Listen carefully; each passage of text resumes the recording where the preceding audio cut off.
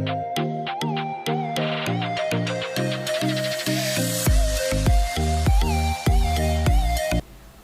महिला स्वास्थ्यको स्वास्थ्य संवादमा यहाँलाई स्वागत छ। म समिता।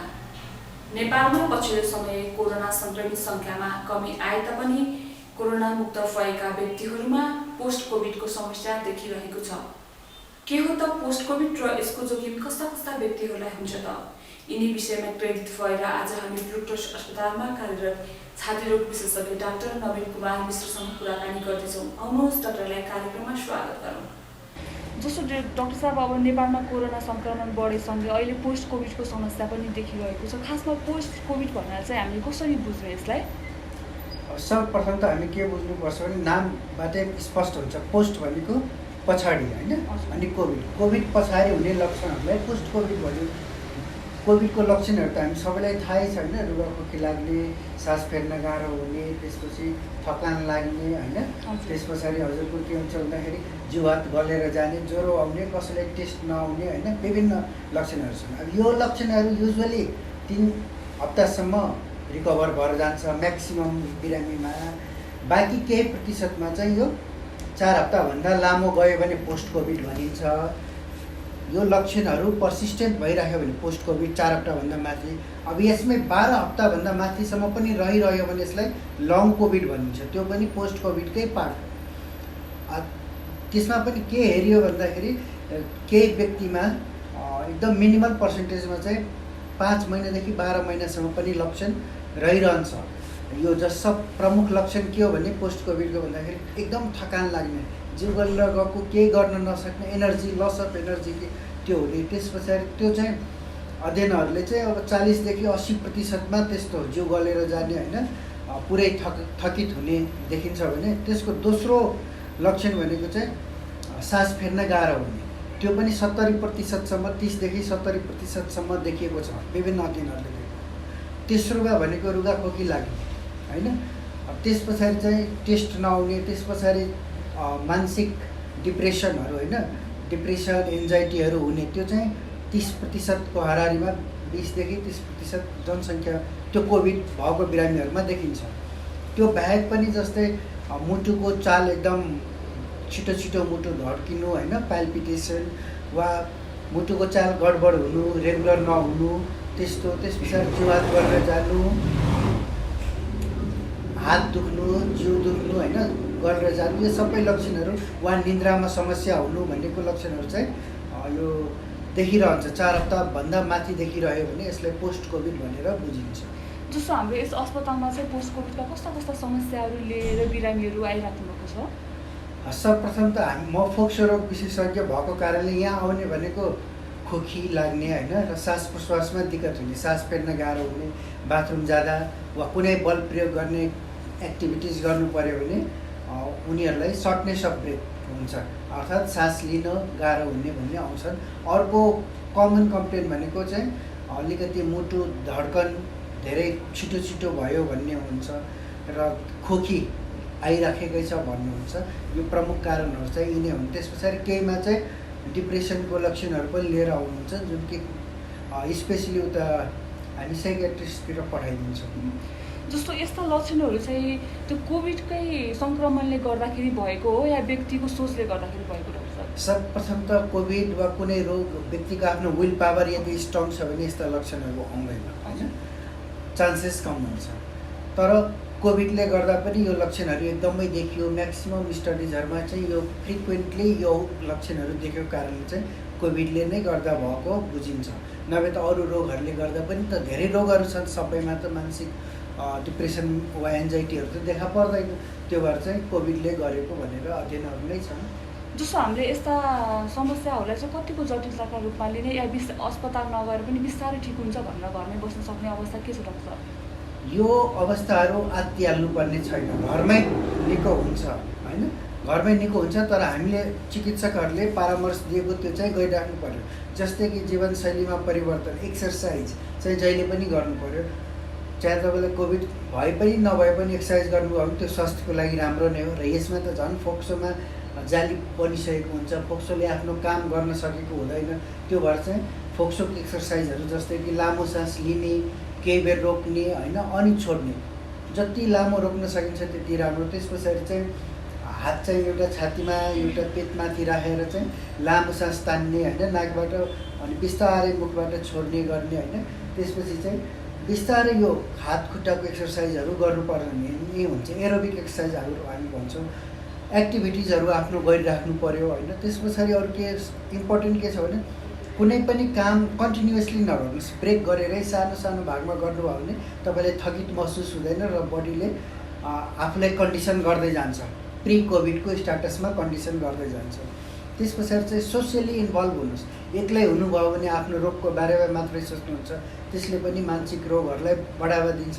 त्यो भएर चाहिँ आफ्नो परिवारसँग वा नजिकको छरछिमेकीसँग ग्रुप इन्टरेक्सनहरू चाहिँ गरिराख्यो भने एटेन्सन डाइभर्ट हुन्छ। र योभन्दा इम्पोर्टेन्ट पोषिलो आहार, न्युट्रिसियस फुड चाहिँ खानु पऱ्यो, जसमा कि अब हामीले सबै कार्बोहाइड्रेट, फ्याट्स होइन, प्रोटिन, मिनरल्स, भिटामिन सबै लिनु पऱ्यो। यो गर्नुभयो भने चाहिँ यसबाट घरमै पनि बचिन सकिन्छ र यसले टाइम लिन्छ, विथ टाइम रिकभर चाहिँ हुन्छ।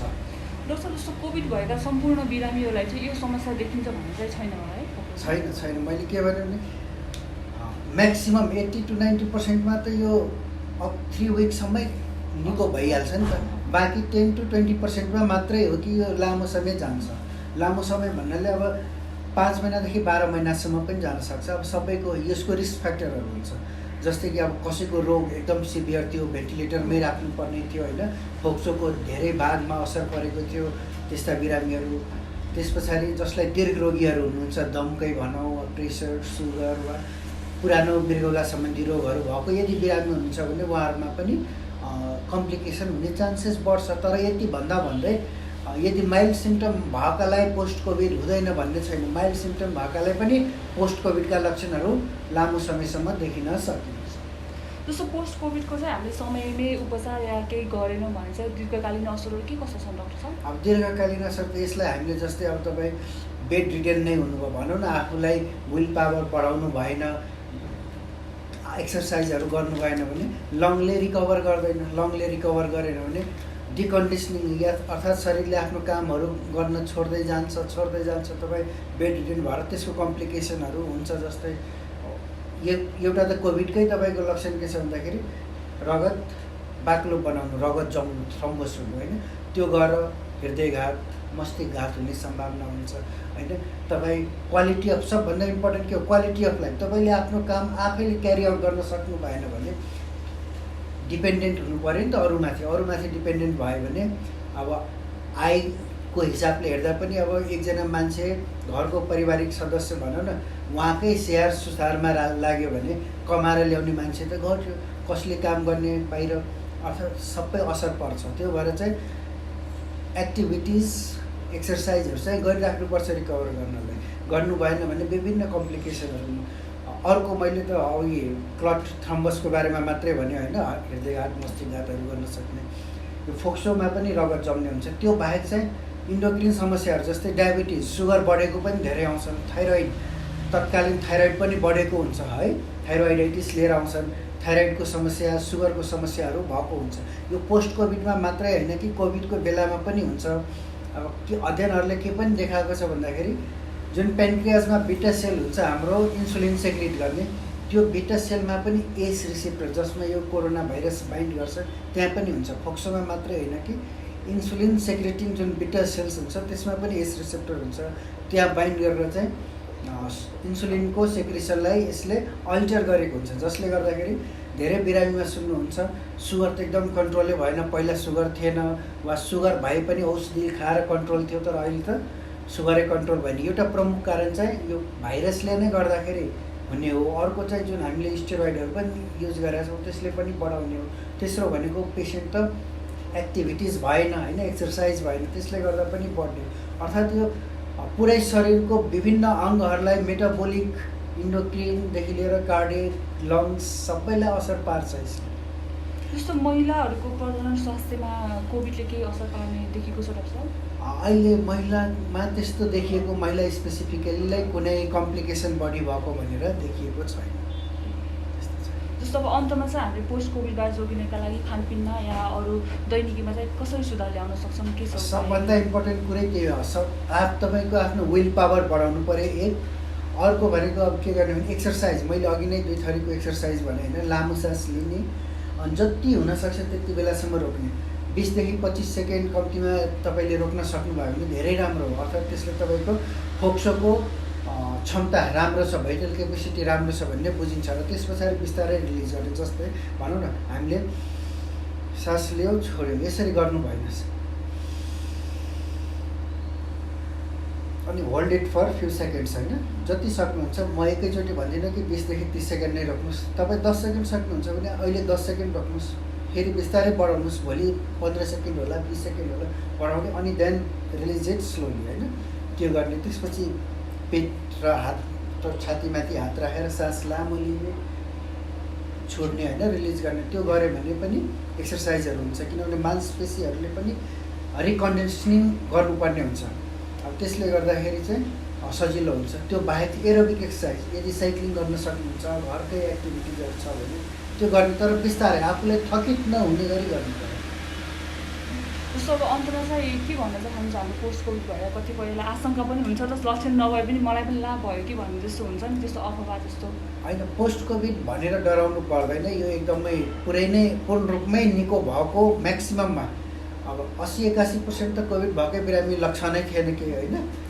20% लक्षण थियो त्यसमा पनि 5% जति एकदम सिभियर लक्षण थियो पोस्ट कोभिडमा पनि त्यस्तै छ म्याक्सिमम 80% जतिलाई त पोस्ट कोभिड हुँदैन होइन 20% पपुलेसनमा यो लक्षणहरू कसैमा थकित हुने कसैमा सास फेर्न गाह्रो हुने वा कसैमा खोकी आइराख्ने होइन कसैमा चाहिँ मुटुको चाल बढ्ने होइन यो लक्षणहरू हुन्छ सबैमा 4टै लक्षण पनि हुनसक्छ वा कसैमा एउटा मात्रै पनि हुनसक्छ यसलाई जित्ने भनेको तपाईँको इच्छा शक्ति नै हो विल पावर नै हो तपाईँले गरेको एक्सर्साइजहरू न्युट्रिसनहरू नै हो र चिकित्सकको परामर्श चाहिँ लिइराख्नुपर्छ आवश्यक पर्छ तपाईँको समयको लागि धेरै धेरै धन्यवाद तपाईँलाई पनि मौका दिनुभएकोमा धन्यवाद स्वास्थ्य सम्बन्धी यस्तै विविध जानकारी लिनका लागि हाम्रो युट्युब च्यानल सब्स्क्राइब गर्न नबिर्सिनुहोला धन्यवाद